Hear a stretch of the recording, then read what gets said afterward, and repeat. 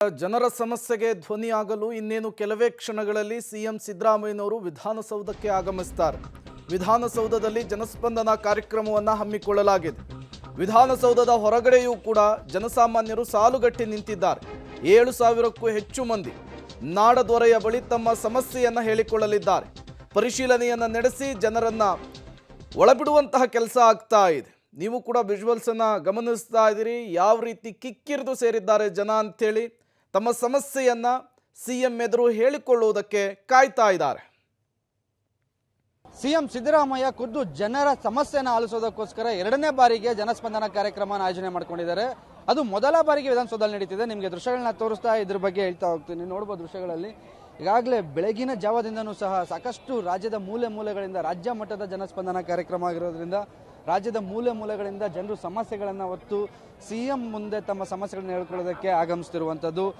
ಬರುವಂಥ ಸಾರ್ವಜನಿಕರಿಗೆ ಯಾವುದೇ ರೀತಿಯ ಸಮಸ್ಯೆಗಳಾಗಬಾರ್ದು. ಮತ್ತು ವಿಧಾನಸೌಧದಲ್ಲಿ ನಡೀತಿರುವಂಥ ಕಾರ್ಯಕ್ರಮ ಆಗಿರೋದ್ರಿಂದ ಬಿಗಿ ಪೊಲೀಸ್ ಬಂದೋಬಸ್ತನ್ನು ಸಹ ಪೊಲೀಸ್ ಇಲಾಖೆ ಮಾಡ್ಕೊಂಡಿದ್ದಾರೆ. 2,000ಕ್ಕೂ ಹೆಚ್ಚು ಪೊಲೀಸರನ್ನು ನಿಯೋಜನೆ ಮಾಡಿರೋದು ಒಂದು ಕಡೆ ಆಯಿತು ಅಂದರೆ ಟ್ರಾಫಿಕ್ ಕೂಡ ಕಂಟ್ರೋಲ್ ಮಾಡೋದಕ್ಕೋಸ್ಕರ 300ಕ್ಕೂ ಹೆಚ್ಚು ಟ್ರಾಫಿಕ್ ಪೊಲೀಸರನ್ನು ಸಹ ನಿಯೋಜನೆ ಮಾಡ್ಕೊಂಡಿರುವಂಥದ್ದು. ಮತ್ತು ಪ್ರತಿಯೊಬ್ಬರನ್ನು ಮೆಟಲ್ ಡಿಟೆಕ್ಟಿವ್ ಮೂಲಕ ವಿಧಾನಸೌಧ ಒಳ ಆವರಣಕ್ಕೆ ಬಿಡುವಂಥ ಕೆಲಸ ಮಾಡ್ತಿದ್ದಾರೆ. ಸಾಕಷ್ಟು ಜನ ನಾನಾ ರೀತಿಯ ಸಮಸ್ಯೆಗಳನ್ನ ಹೊತ್ತು ಈಗ ವಿಧಾನಸೌಧದ ಕಡೆ ಬರ್ತಿದ್ದಾರೆ.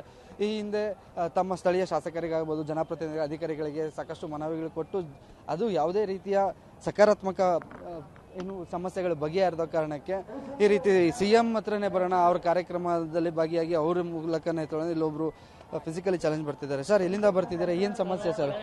ಬರ್ತೀನಿ ಸರ್. ಅದೇ ನನಗೆ ಇದು ಮುಖ್ಯಮಂತ್ರಿ ಪ್ರತಿನಿಧಿಯಿಂದ ಸ್ವಲ್ಪ ಅಮೌಂಟ್ ಕೊಡಿಸಿ ಸರ್. ಸ್ವಲ್ಪ ಆರೋಗ್ಯ ಸರಿ ಇಲ್ಲ. ಏನು ಆರೋಗ್ಯ ಸರ್? ಹ್ಯಾಂಡಿಕ್ಯಾಪ್ ಬಿಟ್ಟು ನಿಮಗೆ ಫಿಸಿಕಲಿ ಬೇರೆ ಏನಾದ್ರು ಇದು ಡಯಾಲಿಸಿಸ್ ಪೇಷೆಂಟ್, ಅಂಗವಿಕಲರು ಡಯಾಲಿಸಿಸ್ ಪೇಷೆಂಟ್, ಡಯಾಲಿಸಿಸ್ ಮಾಡಿಸ್ತಾ ಇದ್ದೀನಿ. ಅದೀಗ ಸಿಎಂಗೆ ಈ ಹಿಂದೆ ಮನವಿ ಕೊಟ್ಟಿದ್ರಾ? ಇಲ್ಲ ಸರ್, ಇವಾಗಲೇ ಫಸ್ಟೇ ಬಂದಿರೋದು. ಇವಾಗಲೇ ಕೊಡೋಣ, ನೋಡೋಣ, ನನ್ನ ಸಮಸ್ಯೆ ನೋಡಿ ದೇವರಿದ್ದಾನೆ ಬಂದಿದ್ದೀನಿ ಸರ್. ಓಕೆ ಸರ್, ನೋಡ್ತಿದ್ರೆ ಇಲ್ಲಿ ಸಾಕಷ್ಟು ಕ್ಯೂವಲ್ಲಿ ಒಂದು ಫಿಸಿಕಲಿ ಚಾಲೆಂಜ್ಗೆ ಒಂದು ಸಪ್ರೇಟ್ ಲೈನ್ ಬಿಟ್ಟರೆ ಮತ್ತೆ ಕ್ಯೂವಲ್ಲಿ ಸಹ ಬರ್ತಿದ್ದಾರೆ, ಮನವಿ ಪತ್ರಗಳನ್ನ ಇಟ್ಕೊಂಡಿದ್ದಾರೆ. ಸರ್, ಎಲ್ಲಿಂದ ಬರ್ತಿದ್ದಾರೆ, ಏನು ಮನವಿ ಕೊಡೋಕೆ ಬಂದಿರಿ? ತರೀಕೆರೆಯಿಂದ ಬರ್ತಾ ಇದ್ದೀವಿ ನಾವು. ಸ್ವಲ್ಪ ಫಾರೆಸ್ಟ್ನವರು ನಮಗೆ ತೊಂದರೆ ಕೊಟ್ಟಿದ್ದಾರೆ. ರೆವಿನ್ಯೂ ಜಾಗ ಫಾರ್ಮ್ 53 ಹಾಕಿದ್ದೀವಿ. ಇದುವರೆಗೂ ನಮಗೆ ಸಾಗುವಳಿಕೆ ಚೀಟಿ ಕೊಟ್ಟಿಲ್ಲ. ಹಾಗಾಗಿ ಬರ್ತಾ ಇದೀವಿ ಕೊಡ್ಲಿಕ್ಕೆ, ಅರ್ಜಿ ಕೊಡ್ಲಿಕ್ಕೆ. ಅಮ್ಮ, ನೀವೆಲ್ಲಿಂದ ಬರ್ತಿರೋದಮ್ಮ? ಹನುಮನಗರಪ್ಪ. ಏನಿಲ್ಲ, ಕಣ್ ಕಾಣಿಸಲ್ಲ. ನಂಗೆ ಸಹಾಯ ಮಾಡೋರು ಯಾರು ಇಲ್ಲ. ಮಗನ ಶೋ ಕೊಡ್ಬಿಟ್ಟದೆ, 8 ವರ್ಷ ಆಯಿತು. ಮನೇಲಿ ಬಿದ್ದವನೇ. MLA ಕಡೆ ಹೋದೆ, ಇವತ್ತು ಬಾಮ್ಮ ನಾಳೆ ಬಾಮ್ಮ ಅಂತ ಯಾರೂ ನೋಡಲ್ಲ. ಈಗ ಇಲ್ಲಿ ಸಿಎಂನೇ ಭೇಟಿ ಆಗ್ತಿದ್ದೀರಾ, ಏನು ಹೇಳು, ಏನಾರು ಒಂದು ಭರವಸೆ ಇದೆಯಾ, ಏನಾರು ಆಗತ್ತೆ ಇವತ್ತು ಅಂತ? ನೋಡೋಣ, ನಮ್ಮ ಇಚ್ಛೆ ಅಲ್ಲ, ಎಲ್ಲ ಅವ್ರ ಇಚ್ಛೆ. ಇಲ್ಲ, ಹಂಗಿದ್ದೀನಿ. ಇಲ್ಲ, ನಿಮಗೆ ಗೃಹಲಕ್ಷ್ಮಿ ಯೋಜನೆಯಲ್ಲಿ ದುಡ್ಡು ಬರ್ತಿಲ್ವಮ್ಮ? 2,000 ಕೊಡ್ತಾವ್ರಲ್ಲ? ಬರ್ತಾ ಇಲ್ಲ. ರೇಷನ್ ಕಾರ್ಡ್ ತೀರ್ಸ್ಬಿಟ್ಟೆ, ಬೆಂಕಿ ಸ್ಟವ್ ಹಚ್ಚಕ್ಕೆ ಹೋಗಿ ಡಮ್ ಅಂದ್ಬಿಡ್ತು, ಎಲ್ಲ ಸುಟ್ಟೋಯ್ತು. ನನಗೆ ಕಣ್ಕು ಬೇರೆ ಕಾಣಿಸಲ್ಲ. ಮಗ ನೋಡ್ದಂಗೆ ಯಾರೋ ನಿಮ್ಮಂತವ್ರಿಗೆ ಕೊಡ್ತಾರೆ, ಒಂದೊಂಚೂರು ಹೋಟ್ಲೆ ತಂದು ಕೊಡ್ತೀನಿ. ಈ ಕಣ್ಣು ಆಪ್ರೇಷನ್ ಮಾಡೋದು ಯಾರು ಮಾಡಿಸಲ್ಲಪ್ಪ, ನಿಜವಲ್ವ. ನೋಡ್ಕೊಂಡು ಬರ್ತೀನಿ. ಹೇಳಿ ಸರ್.